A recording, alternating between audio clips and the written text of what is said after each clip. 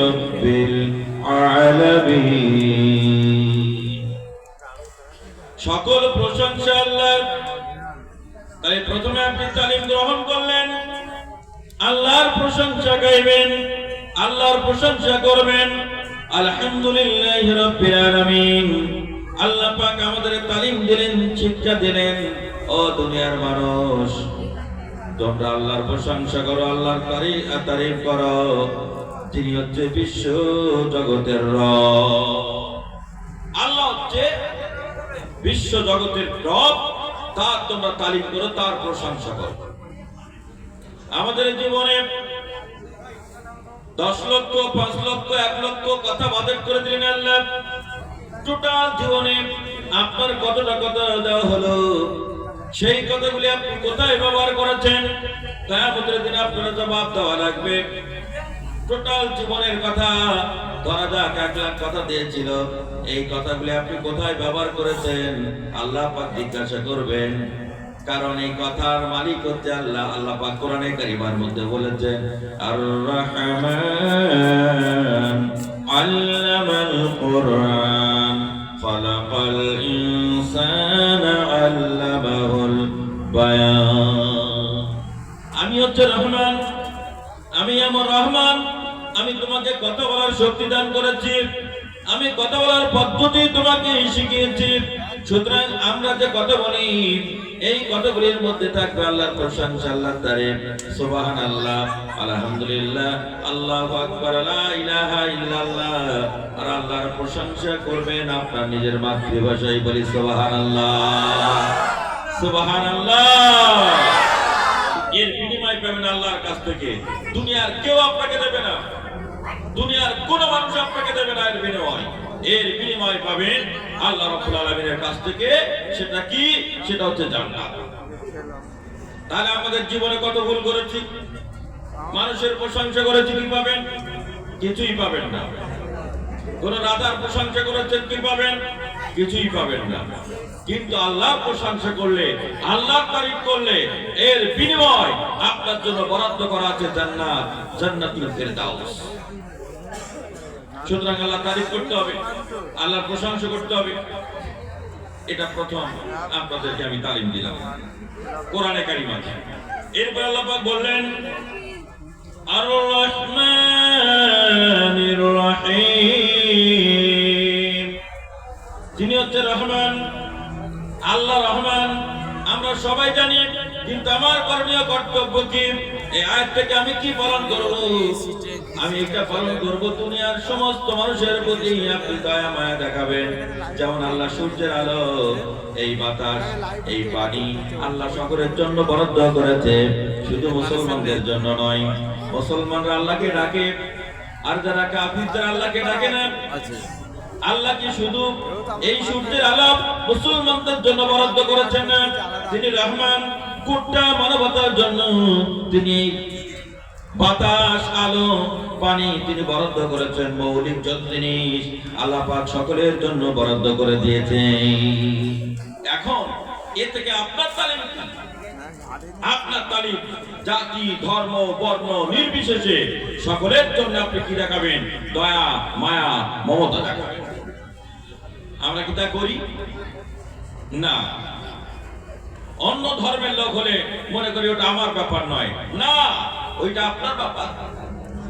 Mother Teresa, সে সমাজের সেবার জন্য জাতি, ধর্ম, বর্ণ, একজন খ্রিস্টান, তিনি বিখ্যাত হয়েছেন। জাতি, ধর্ম, বর্ণ সকলের জন্য তিনি কাজ করেছিলেন। একজন মহিলা, একজন খ্রিস্টান। আমাদেরকে মনে রাখতে হবে, সকলের জন্য আমাদের সেবা, খিদমতে খাল, সমাজের সেবা আমাদের করে যেতে হবে।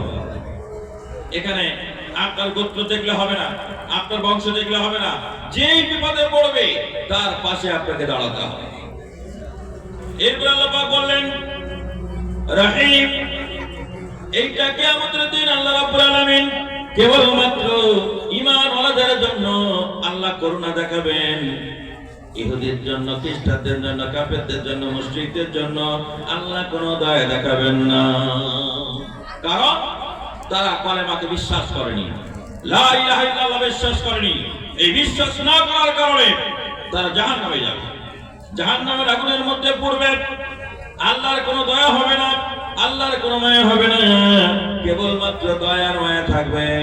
যারা কালেমা পড়বে, কালেমা পড়ার যে আমল করবে, আল্লাহ রাব্বুল আলামিন তাদের জন্য দয়া মায়া করবেন। যে লা ইলাহা লা ইলাহা লা ইলাহা ইল্লাল্লাহ মুহাম্মাদুর রাসূলুল্লাহ।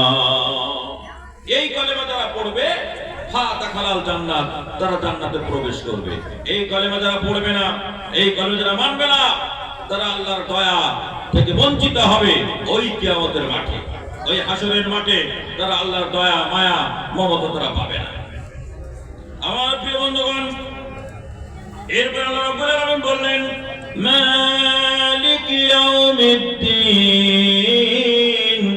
যিনি হচ্ছে বিচার দিনের মালিক।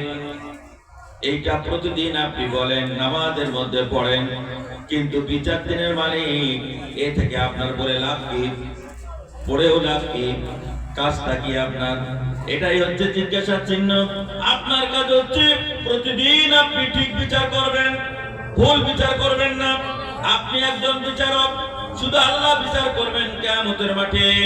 এইটা পড়লাম, শুনলাম, জানলাম, কিন্তু বুঝতে পারলাম না। এই দুনিয়ার জীবনে যখন আল্লাহ পাক আমাকে বিচারের দায়িত্ব দেন, তখন আমি ঠিকঠাক বিচার করি না। আমার বিচারটা তখন উল্টা পাল্টা হয়ে যায়। বিচার ঠিক করতে হবে।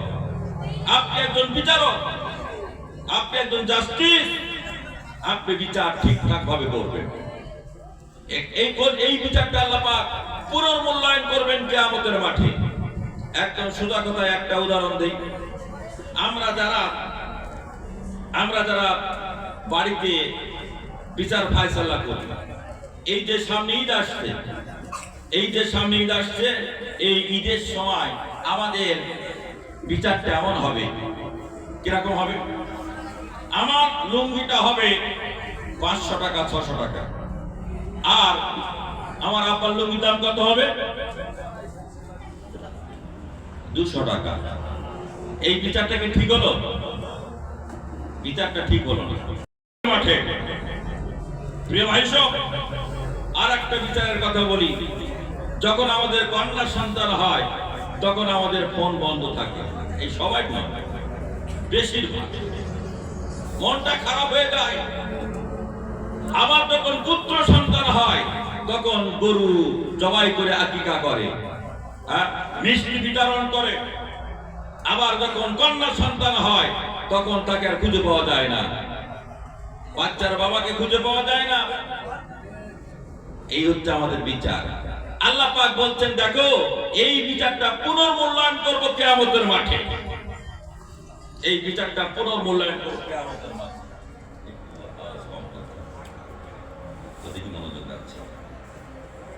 আমার প্রিয় বন্ধুগণ, তাহলে বিচার আপনাদেরকে ঠিকঠাক করতে হবে। যদি ঠিকঠাক না করেন, তাহলে এই আয়াত পড়ে লাভটা কি? বুলি আউড়িয়ে লাভটা কি হবে? লাভ কিছুই হবে না। প্রত্যেকটা আয়াত পড়তে হবে, আর আপনার চুলের সঙ্গে, চামড়ার সঙ্গে লাগাতে হবে, দিলের মধ্যে ঢোকাতে হবে।